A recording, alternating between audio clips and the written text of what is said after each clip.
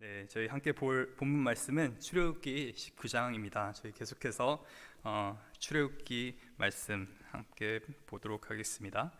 출애굽기 19장 1절부터 6절 말씀입니다. 네, 다 찾으셨으면은 저희 한 목소리로 1절부터 함께 읽도록 하겠습니다. 이스라엘 자손이 애굽 땅에 떠난 지 3개월이 되던 날 그들이 시내산 광야에 이르니라. 그들이 르비딤을 떠나 시내 광야에 이르러 그 광야에 장막을 치되 이스라엘이 거기 산 앞에 장막을 치니라. 모세가 하나님 앞에 올라가니 여호와께서 산에서 그를 불러 말씀하시되 너는 이같이 야곱의 집에 말하고 이스라엘 자손들에게 말하라. 내가 애굽 사람에게 어떻게 행하였음과 내가 어떻게 독수리 날개로 너희를 업어 내게로 인도하였음을 너희가 보았느니라. 세계가 다 내게 속하였나니 너희가 내 말을 잘 듣고 내 언약을 지키면 너희는 모든 민족 중에서 내 소유가 되겠고 너희가 내게 대하여 제사장 나라가 되며 거룩한 백성이 되리라. 너는 이 말을 이스라엘 자손에게 전할지니라. 아멘. 네. 애굽 땅에서 이스라엘 자손들은 온갖 억압 가운데 또 박해 가운데 그렇게 살았습니다. 진정한 자유를 뺏긴 채 그렇게 종의 몸으로 또 노예의 몸으로 그렇게 어렵게 생활을 했습니다. 근데 저희가 잘 아는 것처럼 이 출애굽기 말씀을 통해서 하나님께서는 이 이스라엘 자손, 정말 이 절망 가운데 있던 이스라엘 자손들을 구원하시죠. 자신의 강한 손으로 또 자신의 종 모세를 통해서 이스라엘 자손들을 이 애굽 땅에서 이끌어내 주시고 또 이 어린 양의 피를 통해서 그들이 죽을 맞이하지 않고 그 심판을 받지 않고 또 그 심판을 면할 수 있는 그런 은혜를 베풀어 주십니다.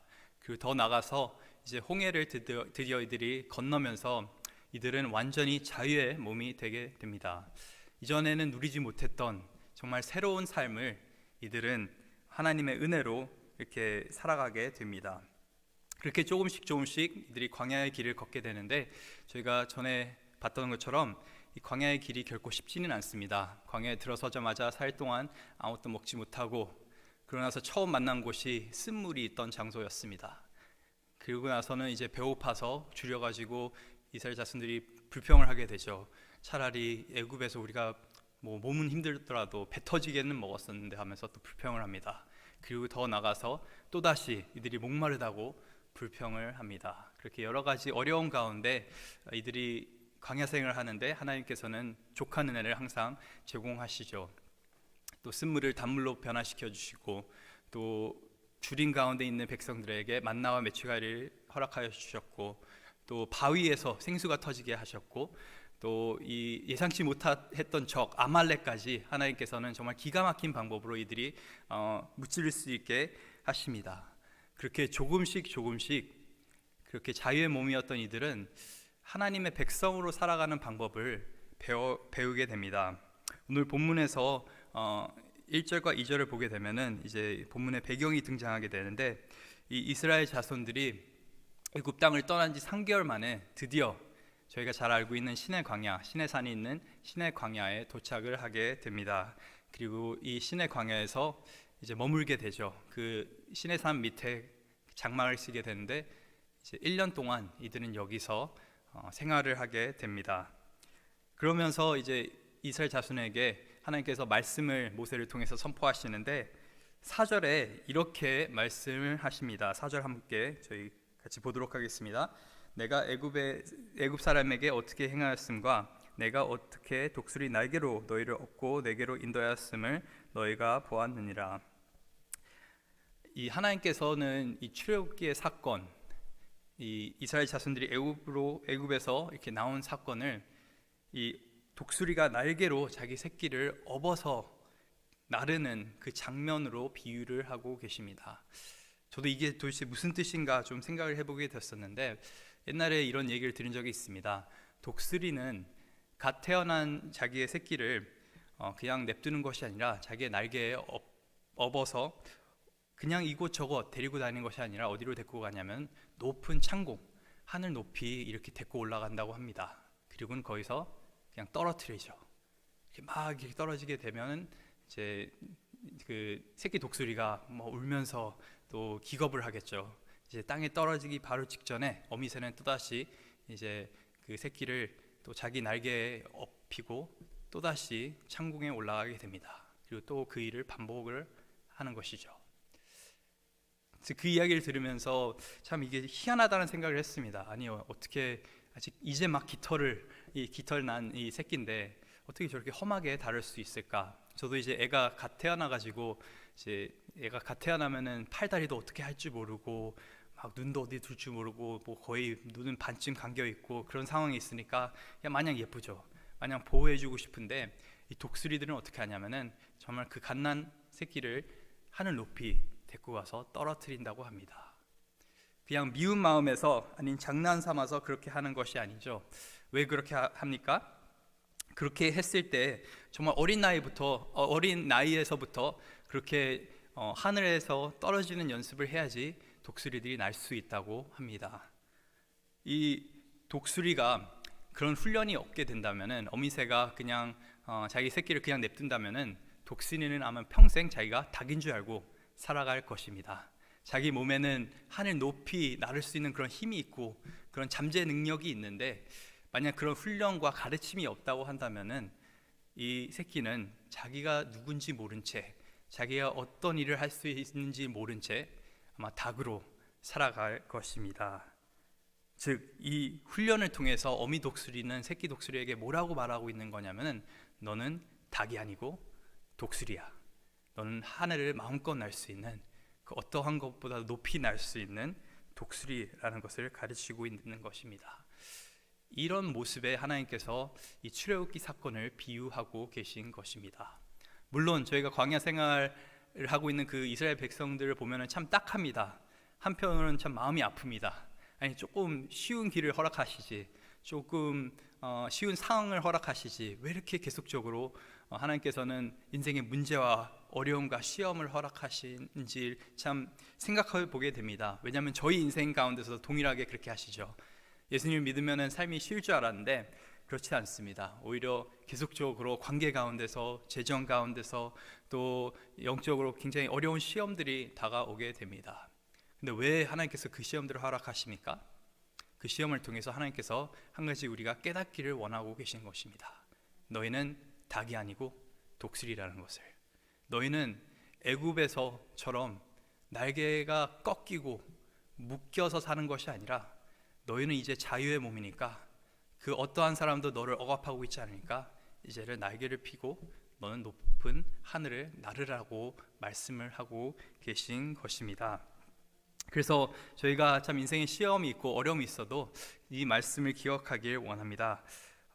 우리는 하나님의 형상대로 지음받았던 그런 사람들입니다. 우리 안에는 정말 하나님의, 물론 죄 때문에 여러 가지 것들이 변질되어 있고 우리 가운데 악한 것들이 있지만은 하나님께서는 우리를 창조하셨을 때 선하게 창조하셨습니다. 이스라엘 자손들은 이 사실을 애굽에서는 몰랐죠. 하지만은 광야에서 드디어 자신들이 어떤 일들을 할 수 있는지를 보기 시작하게 되는 것입니다. 이 하나님이 어떻게 이스라엘 백성을 생각하시는지, 어떻게 만들고 싶어 하시는지 그게 본문 5절과 6절에 등장하게 됩니다. 본문 5절 중간에 보게 되면은 하나님께서 이렇게 말씀하십니다. 너희는 모든 민족 중에서 내 소유가 되겠고 너희가 내게 대하여 제사장 나라가 되며 거룩한 백성이 되리라. 너는 이 말을 이스라엘 자손에게 전할지니라. 여기서 말하는 이 소유라는 이 단어는 영어 성경을 보게 되면은 treasured possession, treasure라는 것은 보물이죠. possession은 소유물입니다. 즉 하나님께서 뭐라고 말씀하고 계신 거냐면 이스라엘 백성들 너희는 나의 소중히 여기는 보물이라고 말씀하고 계십니다. 엄청난 어떻게 보면 선포이신 거죠. 너는 내 보물이다. 이 세상을 내가 다 가지고 있는데 이 모든 나라와 모든 민족을 내가 다 지었는데 너희만큼은 내 보물이라고, 나의 소유라고 하나님께서 말씀하고 계십니다. 그리고는 6절에 뭐라고 말씀하십니까? 너희는 제사장 나라가 될 것이다. 그리고 거룩한 백성이 될 것이다. 제사장이 어떤 사람입니까? 선택받은 사람입니다. 하나님의 일을 하기 위해 구별받은 사람입니다. 하나님께서 맡겨주신 그 사명을 잘 감당할 수 있는 어떻게 보면 하나님의 도구인 것이죠. 예배자이기도 합니다. 하나님께서는 이 이스라엘 자손이 이제는 다른 헛된 신을 섬기는 것이 아니라 너희는 나를 섬기는 예배자가 될 것이고 나에게 사용받는, 그래서 제사장들이 다른 사람들을 하나님께 인도하였듯이 너희 나라가 택함을 받아서 온 만민이 복을 받게 될 거야. 이게 그냥 하는 소리가 아니라 창세기 12장에 이 말씀이 등장하게 되죠. 처음 아브라함에게 하나님께서 언약을 맺으셨을 때, 약속을 하셨을 때 뭐라고 하셨습니까? 너에게 축복을 주는 사람에게는 내가 축복을 하겠고 너를 저주한 자에게는 내가 저주를 하겠고 너를 통해서 이 인류가, 만민이 복을 받게 될 것이다. 너는 축복의 통로가 될 거라고 이 아브라함에게 말하지 않습니까? 그 동일한 약속을 말하고 계신 것입니다. 너희는 제사장 나라가 될 것이다. 너희 민족을 통해서 다른 나라 사람들이, 다른 민족들이 하나님을 알게 될 거야 라고 말씀하는 것입니다. 그리고 또한 거룩한 백성이 될 것이야 라고 말하는 것은 뭐냐면은 하나님께서 거룩하신데 하나님의 변하지 않는 그 속성이 거룩한 것, 구별되신 분이라는 것이죠. 근데 이 백성 또한 거룩할 것이야. 즉 너희는 하나님을 나타내는 사람들이 될 것이라는 말입니다. 그래서 하나님께서는 이렇게 이스라엘의 정체성을 종이 아닌 택함 받은 하나님의 사명을 감당하는 하나님의 거룩한 백성이라고 그렇게 지정해주고 계시는데, 이게 구약에서 이스라엘 백성들에게만 말씀하시는 것이 아니라 베드로 사도가 베드로전서 2장에서 이렇게 말을 합니다. 그러나 너희는 택한 족속이요 왕같은 제사장들이요 거룩한 나라요 그의 소유된 백성이니. 많이 들어보지 않으셨습니까? 이 출애굽기 말씀 그대로 베드로 사도가 말을 하고 있는 것입니다. 누구한테 말하고 있습니까? 유대인들한테 말하고 있는 것이 아니라 믿는 자들에게 이 말씀을 하고 계신 것입니다. 즉 하나님을 믿는 자들, 예수 그리스도를 통해서 구원받은 하나님의 백성은 택한 족속이요 하나님의 소유된 보물이요 왕같은 제사장이요 거룩한 나라. 하나님께서는 놀라운 계획들을 가지고 우리를 인도하고 계신 것입니다. 그냥 아무 이유 없이 심심하셔서 우리를 죽음 가운데서, 죄 가운데서 구원하신 것이 아니라 분명한 목적을 가지고 하나님께서는 우리를 오늘도 이끌고 계신 것입니다. 우리가 하나님의 백성으로서 마땅한 그런 사명과 삶을 살 수 있게 하기 위하여서 그렇게 하나님께서는 우리 삶 가운데 일하고 계십니다. 이것이 하나님의 구원의 목적입니다. 그냥 단순하게 우리가 자유의 몸으로서 우리가 하고 싶은 것을 하면서 사는 것이 아니라 자유의 몸으로 정말 하나님만 진정하게 예배할 수 있게 하는 그 목적이 하나님의 그 출애굽의 목적입니다. 그럼 어떻게 저희는 이 하나님의 목적을 달성할 수 있습니까? 어떻게 저희는 하나님께서 말하시는 대로 정말 거룩한 백성으로, 제사장으로, 그리고 택한 족속으로 살 수 있습니까? 그 해답이 오늘 본문 5절 전반부에 나와 있습니다. 하나님께서 이렇게 말씀하십니다.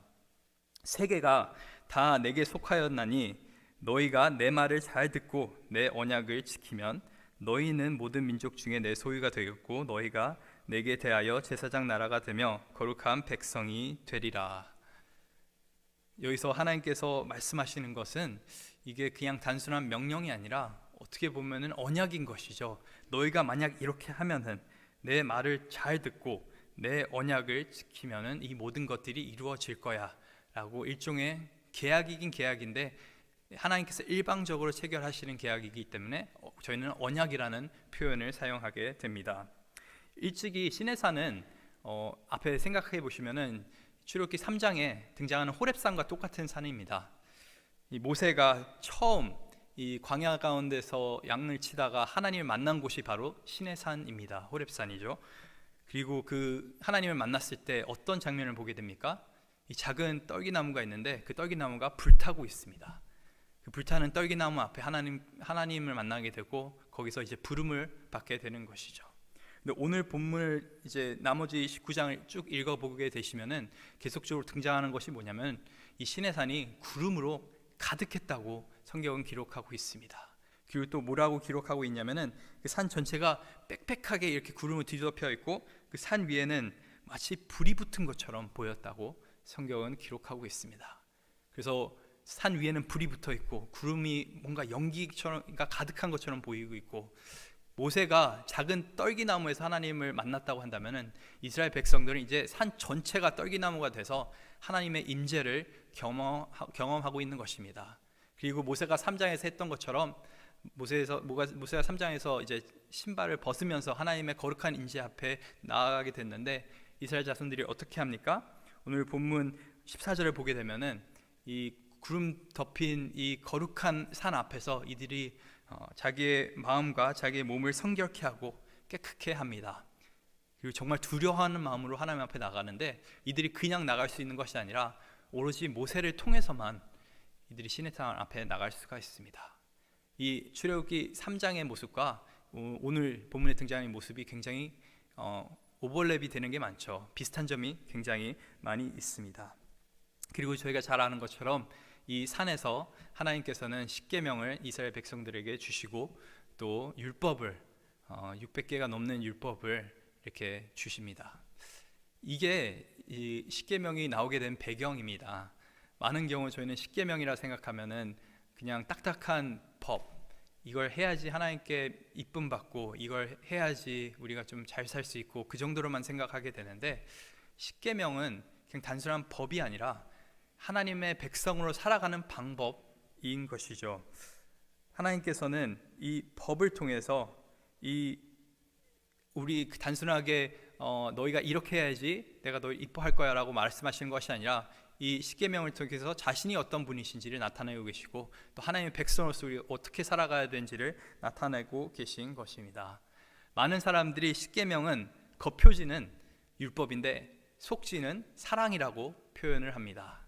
왜 그렇게 표현을 하냐면은 이제 나중에 신약에서 마태복음 22장에서 이제 한 선생이 이제 예수님께 오게 되죠. 그리고 물어봅니다. 이 여러 가지 율법 중에서 구약에 참 많은 법이 있는데 어떤 계명이 가장 큽니까? 라고 예수님께 질문을 하게 되는데 그때 예수님이 뭐라고 대답하십니까? 하나님 사랑, 이웃 사랑. 너희는 마음을 다하여 목숨을 다하여 또 뜻을 다하여 주 너의 하나님을 사랑하라. 이것이 가장 큰 계명이고 둘째도 그와 같으니 내 이웃을 내 자신같이 사랑하라 하셨느니라. 거기서 예수님께서는 그냥 그 많은 율법들을 중에서 두 가지를 선택하신 것이 아니라 그 많은 율법들을 어떻게 보면은 요약하신 것이죠. 이 어떤 계명이 가장 중요하냐라고 하는 질문에 예수님께서 뭐라고 말씀하고 계신 거냐면은 이 구약의 모든 율법이 중요하다. 근데 이것들을 우리가 요약하게 된다면은 결국에 하나님 사랑 그리고 이웃 사랑, 다른 사람을 사랑하는 것이다라고 말하고 있는 것입니다. 그 대표적인 예가 십계명인 것이죠. 첫 번째 계명부터 이제 네 번째 계명까지 저희는 계속적으로 하나님께 우리가 어떻게 해야 되는지 그런 명령들을 보게 됩니다. 하나님에 관한 이 계명인데 자세히 살펴보게 되면은 하나님을 우리가 어떻게 사랑해야 되는지에 대한 계명인 것입니다.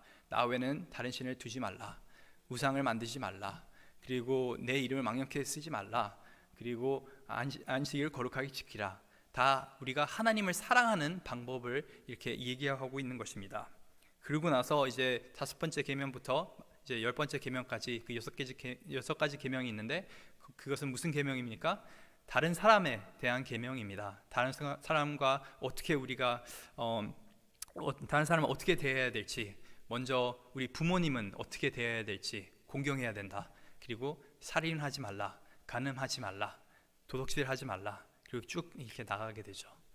그래서 십계명은 사랑의 법이라고도 표현할 수가 있습니다. 그냥 딱딱하게 구약에서만 이렇게 주어진 법이 아니라 모든 믿는 자들에게 하나님께서 주신 어떻게 보면 하나님의 섭리인 것입니다. 그래서 시편 1편에 보게 되면은 이 하나님의 율법을 주야로 묵상하게 된 사람이 복이 있다고 시편 기자는 얘기하고 있습니다. 시편에서 가장 긴 시편 119편을 보게 되면은 그 모든 것이 어떤 내용에 대해서 이야기하고 있습니까? 하나님의 율법에 대해서 이야기를 하고 있습니다. 하나님의 율법은 사랑입니다. 하나님의 율법은 은혜입니다. 그래서 저희가 잘 아는 것처럼 요한복음 1장에서 은혜 위에 은혜, 이제 처음에 모세를 통해서 하나님께서는 율법이라는 은혜를 허락하셨고 또 그리스도를 통해서는 이 구원이라는 은혜를 허락하게 되시죠. 그 말은 뭐냐면은 저희가 이 구약의 율법 율법에 대해서 읽을 때 굉장히 중요하게 생각해야 된다는 것입니다. 그냥 이게 옛날의 법들이다, 유대인들이 지키는 법이다, 우린 더 이상 율법 아래 사는 사람들이 아니고 은혜 안에 사는 사람들인데 이걸 뭐 지켜서 뭐하나 라는 생각을 저희가 쉽게 할 수가 있는데, 이 율법은 결국에는 하나님의 백성으로서 우리가 어떻게 정말 신실하게 살아갈 수 있는지를 가르쳐 줍니다. 그래서 우리는 이것을 열심히 공부해야 되는 것이고 잘 이해해야 되는 것입니다. 또 율법을 저희가 왜 소중히 생각해야 됩니까? 마태복음 5장에 보게 되면 예수님께서 율법에 대해서 이렇게 말씀하십니다. 내가 율법이나 선지자를 폐하러 온 줄 생각하지 말라. 내가 폐하러 온 것이 아니요 완전하게 하려 온 것이다. 예수님 또한 율법을 가볍게 여기지 아니하셨습니다. 예수님은 오히려 율법을 완성하기 위해서 내가 왔다, 그 정도로 율법을 중요하게 생각하셨습니다. 물론 저희가 율법으로 또 이 법을 잘 지켜야지 구원을 받는 것은 아닙니다. 구원은 철저하게 하나님의 은혜로 또 그리스도의 십자가의 그 보혈의 공로에 힘입어서 저희가 그것을 믿었을 때 저희가 구원을 받게 되는 것입니다. 이 이스라엘 자손들도 율법을 잘 지켜서 출애굽을 한 것이 아닙니다. 전적인 하나님의 은혜로 출애굽을 하게 되었죠. 근데 그 은혜를 경험한 사람들, 하나님의 은혜로 만약 우리가 출애굽을 하게 되었다고 한다면은 이제는 하나님의 뜻에 따라서, 하나님의 섭리에 따라서 하나님의 백성으로서 살아가야 되지 않겠습니까? 그 방법이 율법 가운데 담겨 있는 것입니다. 예수님께서 뭐라고 하시냐면은 그 말을 하고 나서 마태복음 5장에서 진실로 너에게 이르노니 천지가 없어지기 전에 율법의 1.1획도 결코 없어지지 아니하고 다 이루리라. 예수님께서는 결코 율법을 가볍게 여기지 아니하셨습니다. 저희 또한 그러니까 가볍게 여기면 안 되겠죠. 그래서 율법만이, 하나님의 말씀만이 우리가 하나님의 백성을 어떻게 살아갈 수 있는지를 알려주는 것입니다. 그래서 저희가 이제 앞으로 몇 주간 계속적으로 십계명 말씀을 보게 될 것이고 나머지 출애굽기 말씀을 보게 될 것인데, 그 가운데 항상 기억해야 되는 것은 이건 사랑의 법이다, 하나님께서 우리에게 주시는 귀한 선물이라는 것을 기억하시길 바랍니다. 그냥 우리가 힘들게 꾸역꾸역 이걸 지켜나가야지 하나님이 우리를 사랑해 주시는 것이 아니라 하나님께서 우리를 사랑하시기 때문에, 그리고 하나님께서 우리를 향한 그 계획이 그냥 아무렇게 사는 것이 아니라 정말 택한 족속으로, 거룩한 나라로, 또 제사장의 그 본분을 감당하는 그런 귀한 은혜를 우리 가운데 허락하셨는데, 그들 잘 할 수 있도록 하나님께서 우리 인도하시는 것을 기억하시면서 함께 이 말씀 보길 원합니다. 그래서 앞으로도 저희가 십계명 볼 때 이런 큰 은혜가 있길 간절히 소망합니다.